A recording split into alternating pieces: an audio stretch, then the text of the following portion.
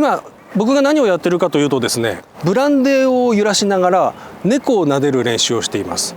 どうしてそんな練習してるんだい？それはいつか僕が悪の組織の親玉になった時にブランデーを揺らしながら猫を撫でてウェルウェルウェルっていうシーンが来ると思うんですよ。いざその時になって僕が間違ってブランデーを撫でながら猫を揺らしちゃうかもしれない。今からブランデーを揺らしながら猫を撫でる、これを間違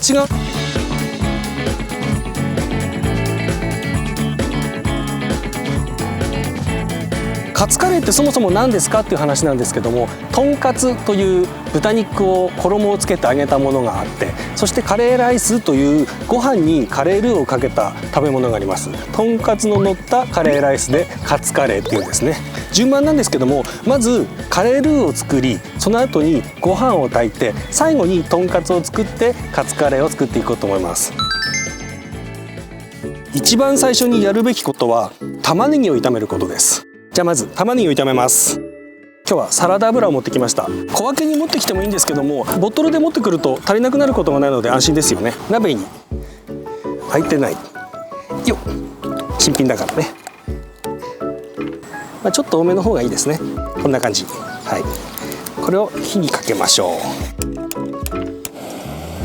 玉ねぎ炒めていきましょう。玉ねぎバーン、塩を少々入れます。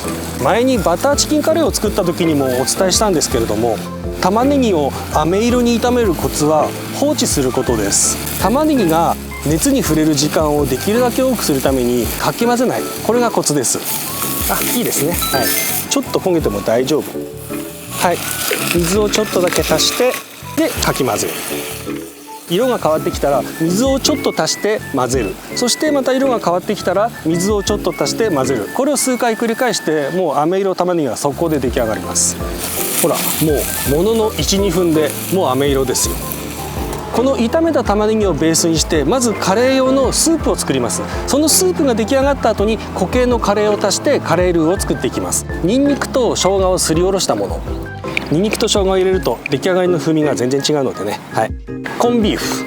僕はカレー作る時必ずコンビーフを入れるマンなんですけども、コンビーフを入れないとちょっと何か物足りないんですよね。本当は鶏肉を入れて煮込んで鶏肉の出汁を取るのもいいんですけども、外なので面倒なので顆粒の鶏ガラスープの素を持ってきました。小さじ2杯ぐらい。はい、こちらに水を入れます。でこれをもう一度火にかけます。ここにですね隠し味を入れていきましょう。個人により家庭により様々な差があるんですけれども、僕はですねソースとケチャップと醤油を合わせたものとヨーグルト、ドゥーン、いらっしゃい。カレーの素を入れます。ドゥー。はい、これでカレールーは完成です。この後ご飯を炊きましょう。今日この網を持ってきたんですけど、メスティンにこうちゃんとフィットするシンデレラフィットってやつですか。とんかつを揚げる時に使います。お米1合ですね。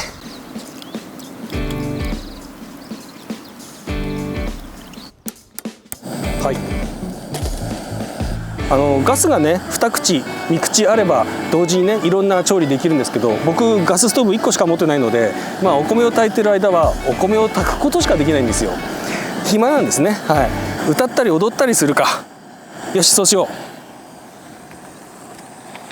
う。ボンボンボンボンボンボンボンボンボンボン。うわー、熱っ熱っ。よいしょよいしょよいしょ。はい、お前はこうだ。いいでしょう。そしたら火を止めてこのまましばらく蒸らします。とんかつを作りたいと思います。豚ロース肉に下味をつけていきましょう。頭の中のシミュレーションでは筋を切るために包丁を入れたり塩コショウで下味をつけたりしてはたく時にですね、まな板代わりにメスティンの蓋を使おうと思ってたんですけども、メスティンの蓋はですねご飯を蒸らすために絶賛使用中でございます。こうか、どうして包丁を入れないといけないのかっていうことなんですけど、繊維を切らない状態で揚げちゃうとですね、揚がった時にお肉がちょっとトゥンってなっちゃうんですよ。トゥンって。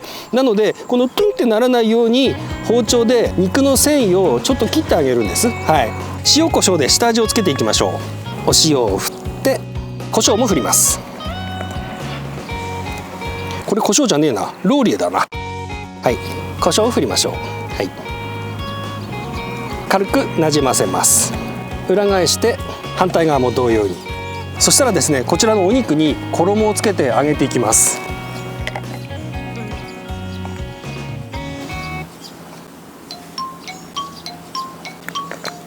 これカレーに入れるの忘れてるね。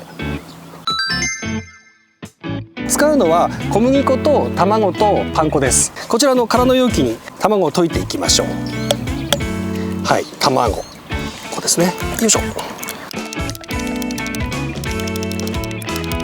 まず小麦粉をつけます。袋の中でわさわさします。それから卵に入れます。そしてこれをパン粉につけます。はい、そしたらパン粉をつけたお肉をもう一度卵に戻します。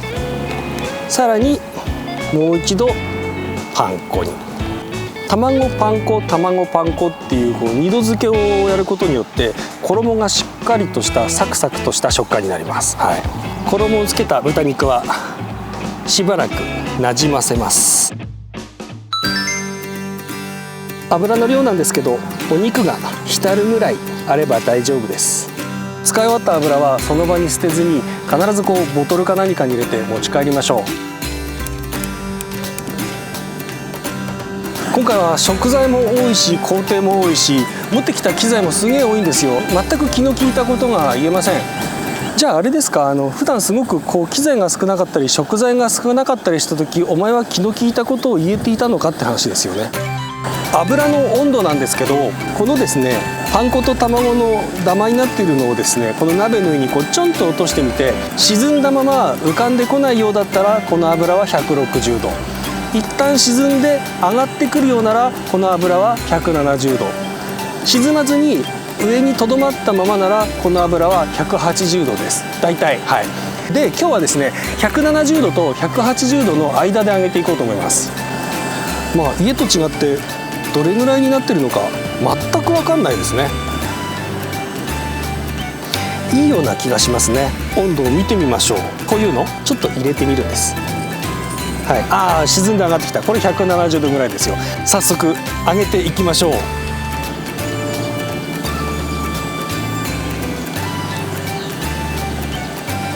きつね色になるまで待ちます。いいんじゃないでしょうか。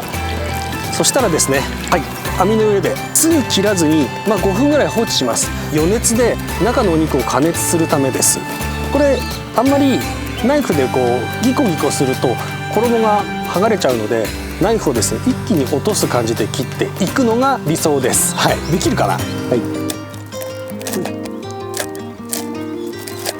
はい、いいんじゃない。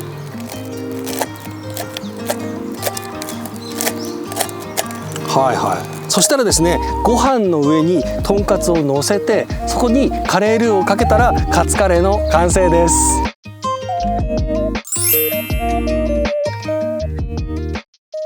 じゃあ早速食べましょう。いただきます。